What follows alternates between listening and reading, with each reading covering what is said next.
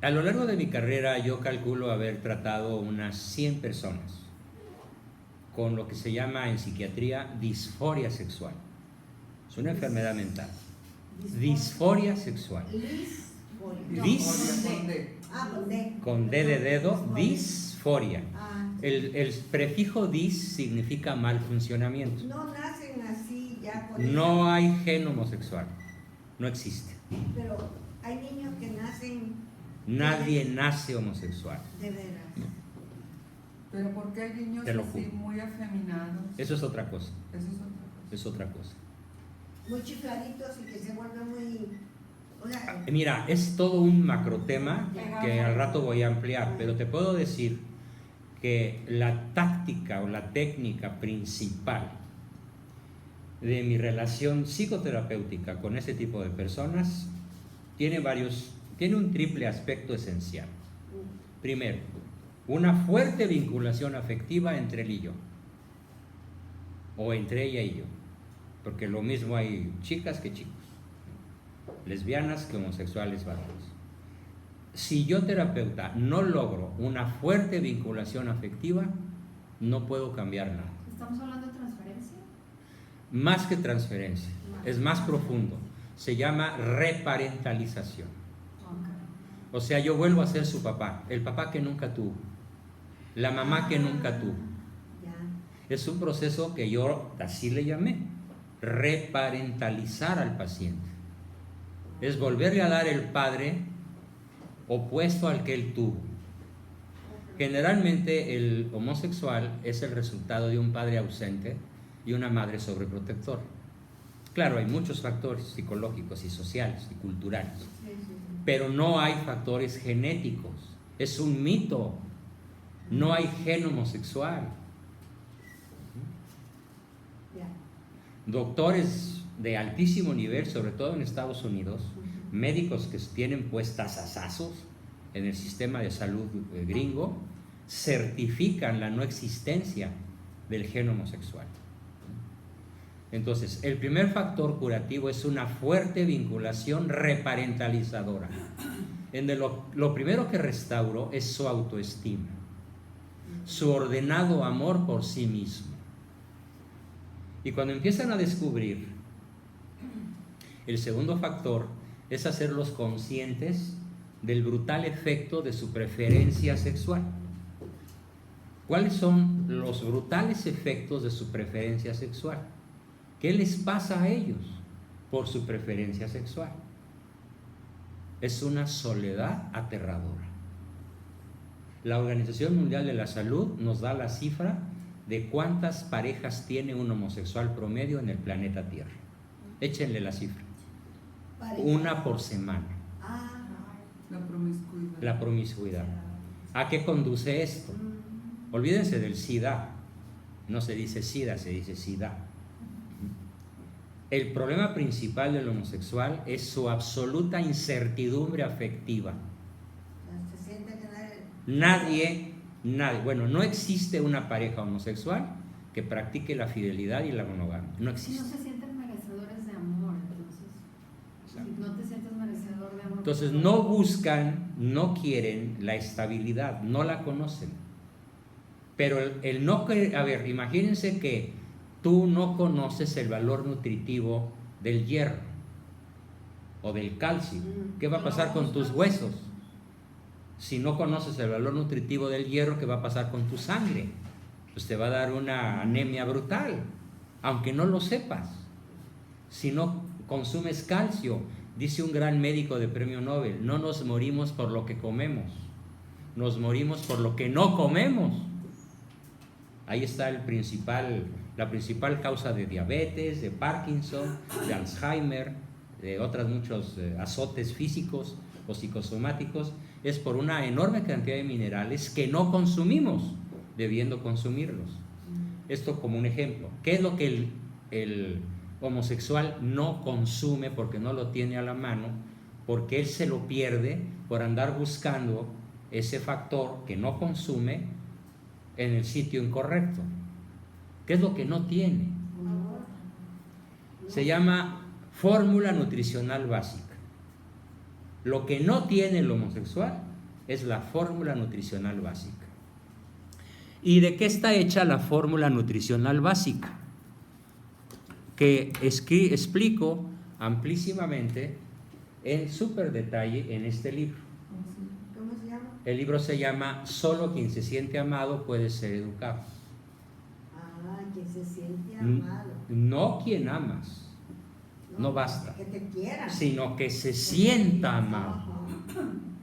Y la única manera, tú Puede puedes, ser muy amado, pero no pero se no lo siente sientes. amado. Lo puedes saber, ay, sí, mi mamá me quiere. Pero luego piensas, pero con esta amiga, ¿para qué quiero enemigos? Sí, porque se ve. La mamá castrante, la mamá manipuladora, chantajista, al estilo Sara García, Prudencia Griffer y Libertad Lamarque, Ajá. todos los monstruos del cine nacional que nos enseñaron a manipular, pero no se saben de otra, más que manipular. Dijo, solo quien se siente amado que Puede ser educado.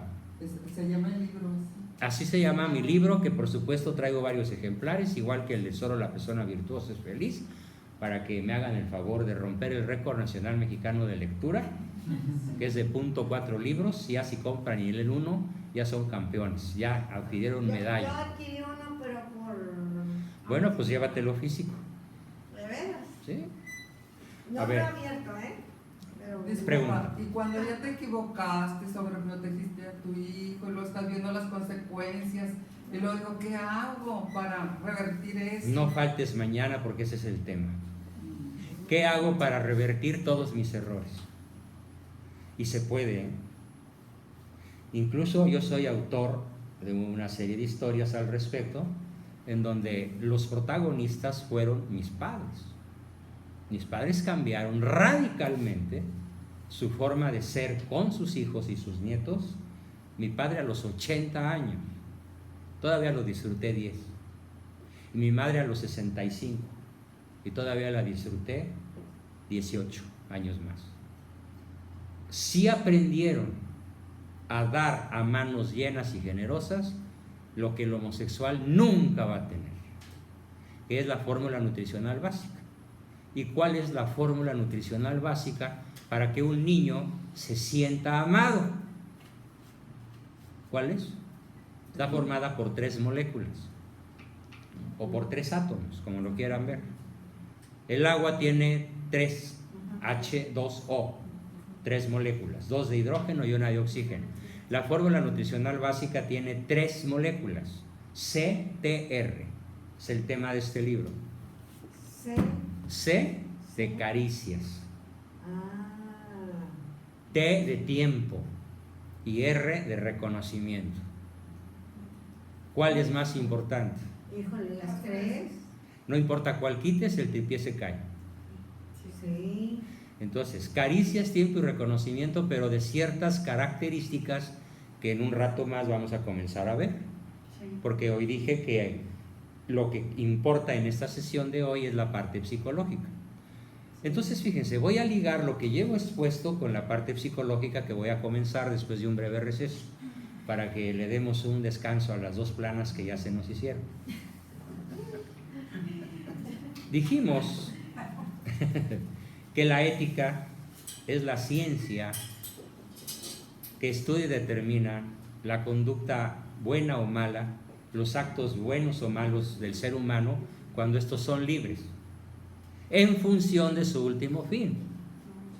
¿Qué se necesita para que uno de nuestros hijos quiera ser ético? Buen ejemplo, insuficiente. Castigos contraproducentes. Que estudien en una escuela católica todos los días el catecismo y vayan a misa obligatoria, contraproducente, científicamente comprobado por todos ustedes.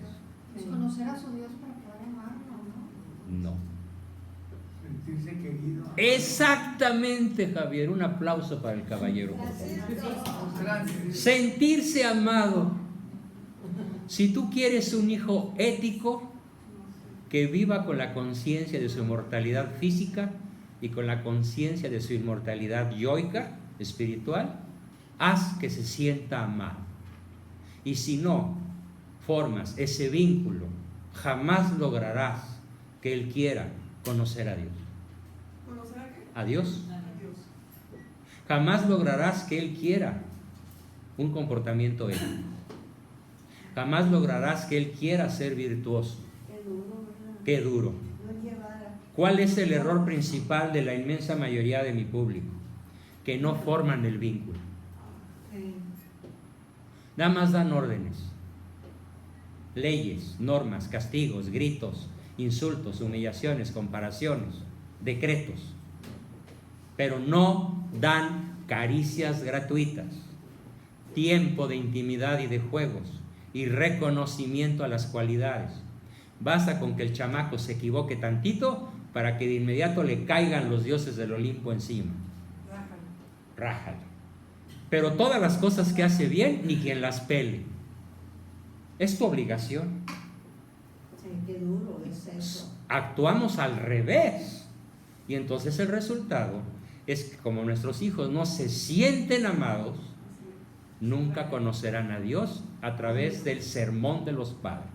Ese reconocimiento es que es muy importante. Importantísimo. Pregunta. Entonces ese alejamiento de los muchachos en Se esas debe a que edades, no formaste el vínculo CTR. Te lo puedo pero ¿por garantizar. qué es un fenómeno ahorita tan grande en tantas familias? Pues así como el calentamiento global es un fenómeno global, la ausencia de CTR en el planeta Tierra es un fenómeno global inducido desde las cúpulas de poder. ¿Cómo inducen las cúpulas de poder a la humanidad al suicidio colectivo que hoy estamos sufriendo? Mediante lo que se llama los 7 frentes de la masonería universal, Bueno, que es el poder global, el ejército global, los medios de comunicación que sirven para deformar la mente humana, las universidades ateas, la drogadicción, la adicción a las pantallas de la mayoría de los niños y jóvenes, la ignorancia inducida como en México, que es uno de los pactos que formaron los generales que fundaron el PRI. Firmaron, y ahí está en mi libro, El Pacto de los Generales. Se los recomiendo, les ruego que lo lean, por favor. Vamos a comprar todos los libros, doctor. Ojalá, Ya tienes ganado 2. ojalá. Tú ya llevas 2 ganados, ¿eh? Llevas ganado uno físico y uno virtual. Sí. Entonces, fíjense, concluyo esta primera parte tocando los 2 temas, uniéndolos. ¿Tú quieres un hijo bueno? No le des sermones, no lo lleves a misa, no le hables de Dios, no le eches encima el catecismo, no le generes, esto es pecado, eso está mal, te vas a condenar, vete a confesar. ¿Qué mal estás? Pues eso es lo que hace todo el mundo. Todos están equivocados. No, pero eso pasaba hace mucho tiempo. Todavía pasa. Ah, todavía. ¿Tú acabas de decir eso que hace? Menos, mucho menos que hace 40 años, por supuesto estoy de acuerdo, pero todavía se usa. Pero ahora hay algo peor que el autoritarismo, ¿Qué es? la ausencia.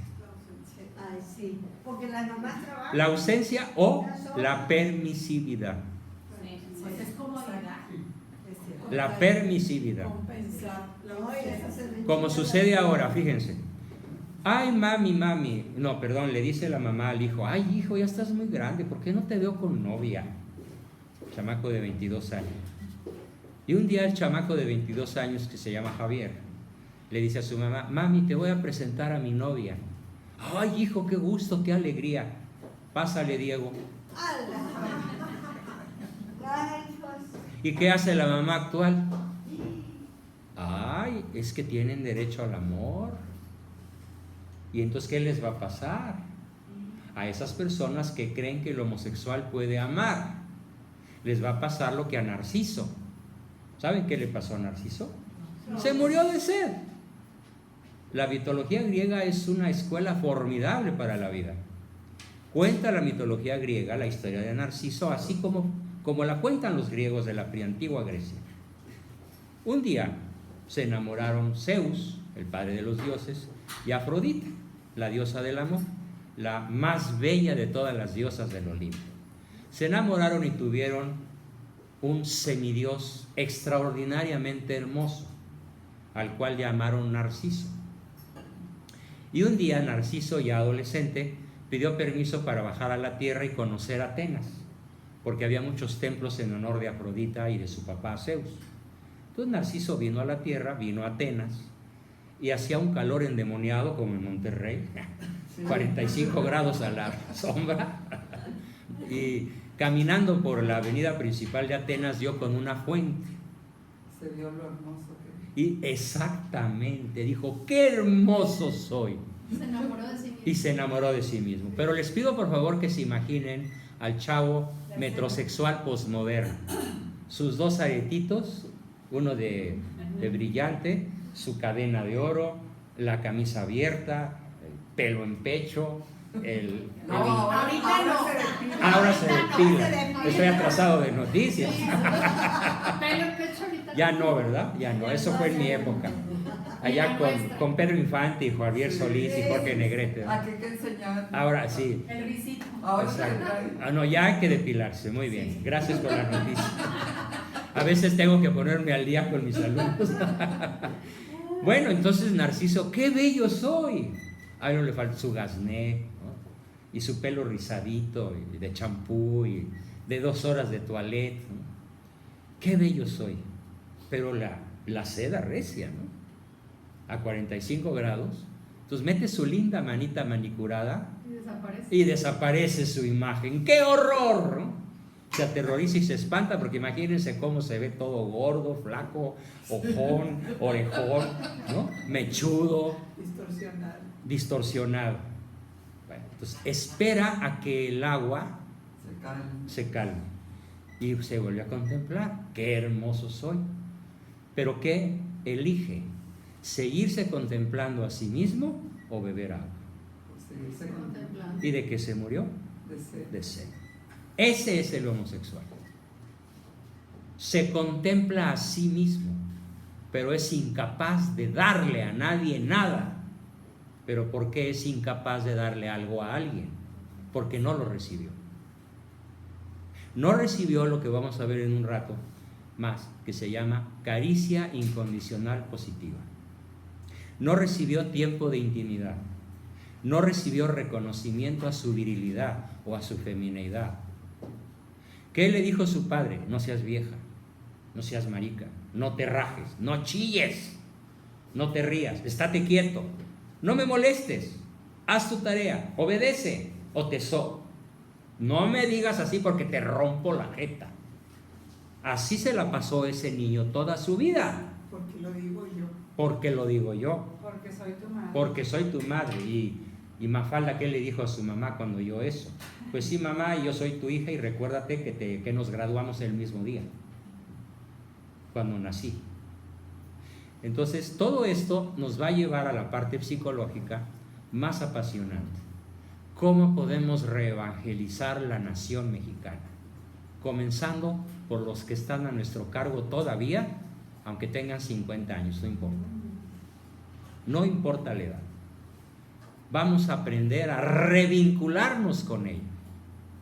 O por primera vez en nuestra historia, a formar un vínculo tan poderoso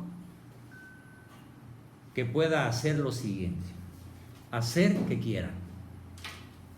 No se trata de hacer que hagan, se trata de hacer que quieran. Que quieran el bien, Decía, que decidan el bien, que decidan conocer la verdad, que decidan conocer a Dios. Pero ¿qué se necesita para que ellos tomen esta decisión? ¿Qué es lo primero? La formación del vínculo. Y aquí, como historiador, les tengo una noticia. ¿Qué fue lo primero que hicieron los frailes que llegaron con Cortés para cristianizar a una nación, a muchas naciones de caníbales, de antropófagos? Sus ideas, conocer su religión. ¿Qué fue lo primero? Muy bien, conocer su lengua, escribir diccionarios náhuatl, tlaxcaltecas, zapotecas, mixtecas, etc. Aprender la lengua indígena, enseñarles a arar la tierra, a sembrarla y a recoger sus frutos. Y ya que habían formado el vínculo afectivo, les empezaron a hablar de Cristo. Y cuando primero forman el vínculo afectivo, ¿no?, práctico, sensorial, CTR, caricias, tiempo y reconocimiento, y después les hablan de Cristo, cómo es recibido Cristo en Arcos de Triunfo. Sí es nuestro Redentor. Y esa es la fe del México antiguo, del México colonial, del México que a mí todavía me tocó conocer en mi niñez Me imagino. y en mi adolescencia. Me imagino que vivían los indígenas, como tú dijiste en un libro, que se los comían, ¿verdad? Que era caníbales. Lean mi libro Mesoamérica, Ándale, Imperio sí, de la Muerte. Sí. Todos se comían entre sí, Sí, caníbales. 200,000 víctimas por año. Y leí que también dijiste que cuando llegó Cortés, pues los vino a liberar. Entonces por eso don José Vasconcelos, maestro mío, maestro de América, Sí. corrector yo de sus libros, escribió un libro formidable que me sirve a mí para escribir el mío. Él le dio este título, Hernán Cortés, libertador del indio. Así se llama el libro de José Vasconcelos. Él demuestra con documentos escritos por indígenas de la época cómo era la vida y qué hizo Cortés para liberar al indígena del canibalismo de los aztecas. Y cómo la batalla del 13 de agosto de 1521, estamos apenas a 498 años de haber sucedido eso, no la ganaron los españoles, la ganaron los tlaxcaltecas. Porque eran 300 españoles y 500,000 de tlaxcaltecas. Pero que nos pidan perdón por eso. Que nos pidan, imagínate nada más el ridículo. Bueno, a mí me encantó la respuesta que le dio ese famoso escritor español Pérez Reverte. Ah, sí. Le dijo, o es un ignorante o lo dijo de mala fe. Las dos cosas. O las dos cosas. ¿Sí? Entonces, ¿de qué tiene México que pedir perdón? Del abandono a los indígenas. ¿De qué tendríamos en todo caso que pedirles perdón a los indígenas? De que todos los gobiernos, desde 200 años para acá, han abusado del indígena Y han querido eliminarlo. y los han querido eliminar. En cambio, en el México colonial de 1519 a 1824 se les dio el lugar de persona con dignidad. Y les voy a dar un dato histórico. Cuando la reina Isabel la Católica se enteró del abuso de Cristóbal Colón contra los indígenas de la actual República Dominicana, lo metió a la cárcel y ahí se murió Cristóbal Colón. Por abuso contra los indios de República Dominicana. Lo encarceló la reina y ordenó, téngase por sabido que todo indígena es hijo de Dios y todo español que pise el nuevo continente tiene una labor principal, convertirlo con amor a nuestra fe cristiana. Y escrito en el testamento político de la reina. Eso, Ningún gobernante en ningún lugar de la historia ha escrito algo maravilloso como ella. Por eso le dedico un libro que se llama, yo lo escribí, Isabel la Católica, Camino a los altares. Es una mujer santa. ¿Quiénes se oponen a su beatificación? Pues los judíos y los árabes. Por razones obvias. ¿Sí? A unos porque les quitó el poder y a otros porque los echó de España, ¿no? Les quitó la tierra. Después de 8 siglos de dominación árabe. Doctor, hay una película que últimamente está pasando en Netflix que se llama La Carga, sobre la historia de Francisco de un indio que fue el que primero promulgó los derechos humanos y que le hicieron un juicio en las Indias y que hizo una revuelta para defender los derechos de los indígenas. Fue tanta la consideración que lo llevaron a juicio allá en España. Y ganó el juicio. Y ganó el juicio. Sí. Fíjense, La carga. el indio ganó el juicio en España. Eso acaba de pasar, ¿verdad? ¿Mande? Eso pasó hace poco. Lo acaban de pasar, lo están pasando. La película es reciente. Extremadamente rigurosa históricamente, Sí. muy bien. Sí. Y no solo, varios misioneros como Francisco de Vitoria, que fue famosísimo a principios del siglo XVI, defendieron legalmente el derecho de los indígenas a conservar sus tierras y ganaron todos los juicios. En ese juicio le devuelven a él sus tierras y aparte condenan a todos los que habían sobajado a su familia y a su Ajá, mujer. sí. Ese juicio fue impresionante y ahí estuvo también Bartolomé. Apasionante. Bartolomé de las Casas también estuvo en el Doctor, juicio. entonces, ¿cuál va a ser el futuro de México si tenemos una antepasado así muy complicado y ahorita... Cero complicado. ¿Sabes dónde está la complicación?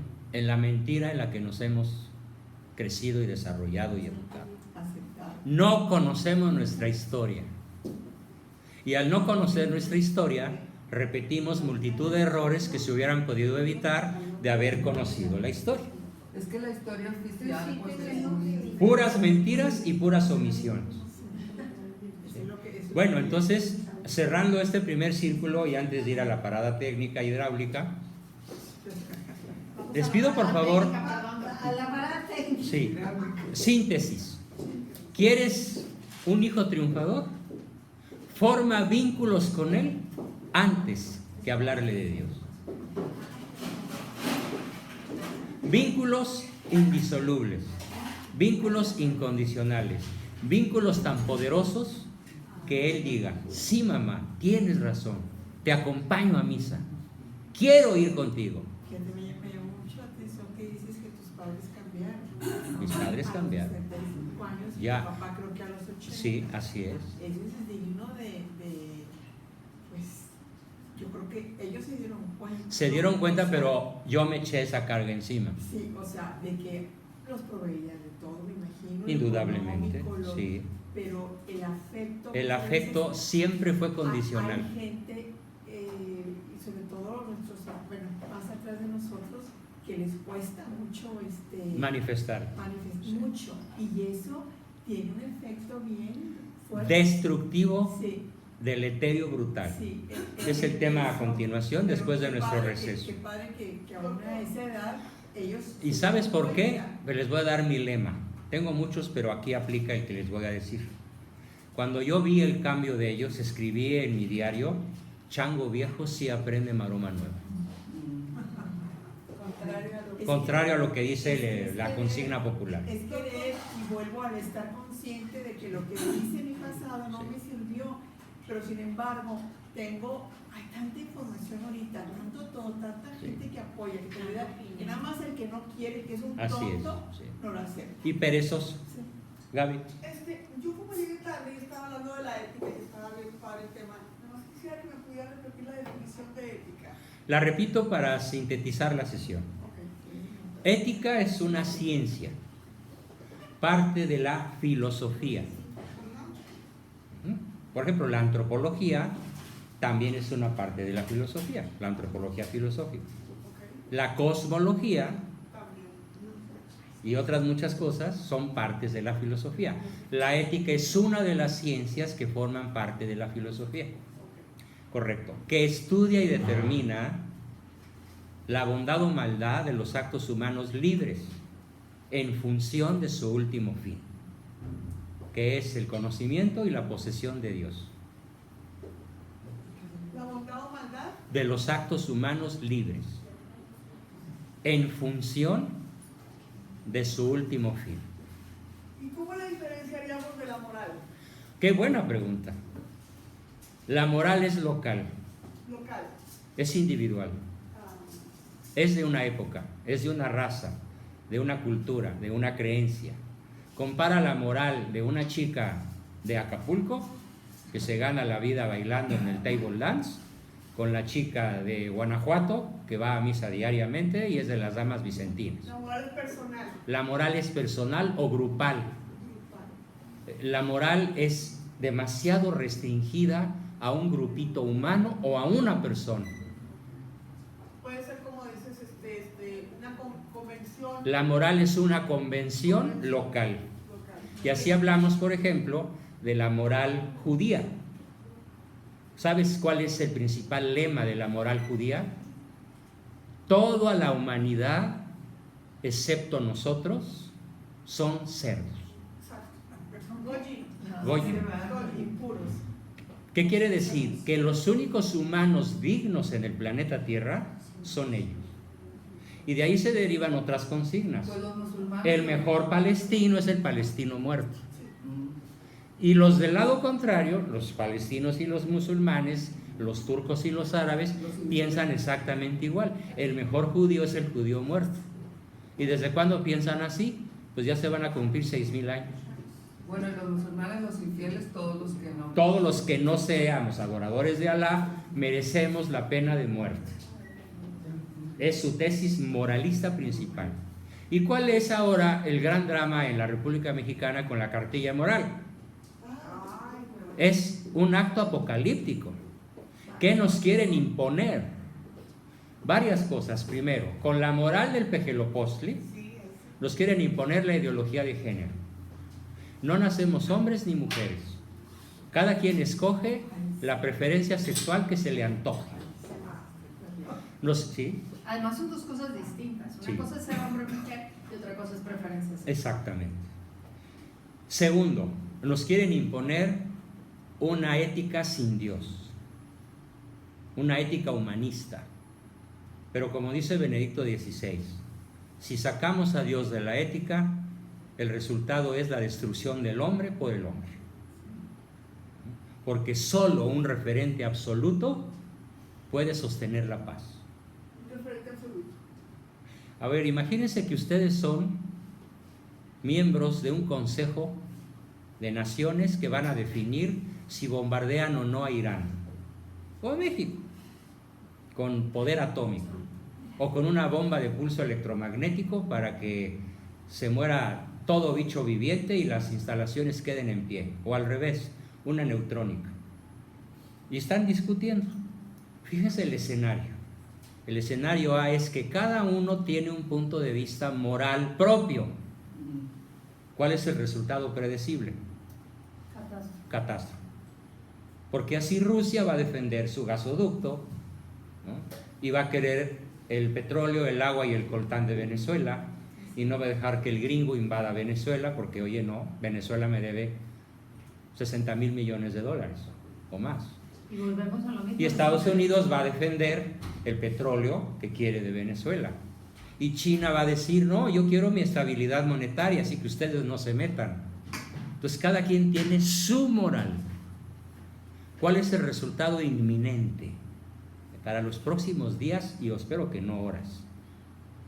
Ya cayó Argentina en un hoyo que está arrastrando a México, con el peso devaluado y la bolsa caída al 40%.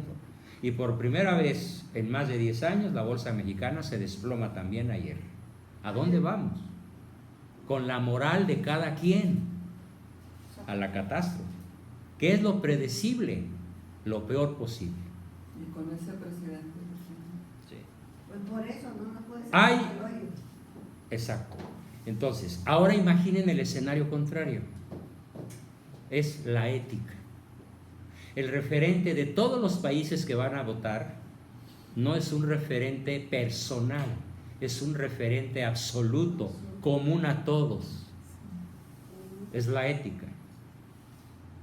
¿Cuál es el escenario predecible? La paz, la unidad, defensa de la vida.